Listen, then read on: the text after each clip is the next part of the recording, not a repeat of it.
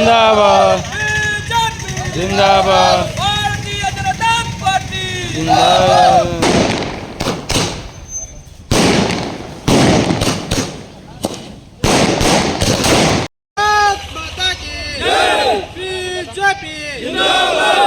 నేడు భారతీయ జనతా పార్టీ ఆవిర్భావం చేసినప్పటి నుంచి ఢిల్లీలో 27 సంవత్సరాల కింద అధికారం ఉండే గత 27 సంవత్సరాల నుంచి అధికారం కోల్పోయి 2 సార్లు ఆమ్ ఆద్మీ పార్టీ కాంగ్రెస్ పార్టీ అధికారం చేపట్టినా కూడా ప్రజలు ఇప్పటికి కూడా బీజేపీని విశ్వసించి సింగిల్ లార్జెస్ట్ పార్టీకి మనకు అధికారం కట్టబెట్టారు కాబట్టి భారతీయ జనతా పార్టీ ఢిల్లీలో అత్యధికంగా సీట్లు ఒక దేశ ప్రధానమంత్రి నరేంద్ర మోడీ గారి దిష్టిబొమ్మను గాలబెట్టడం అంటే ఎంత దుర్మార్గమైన చర్య.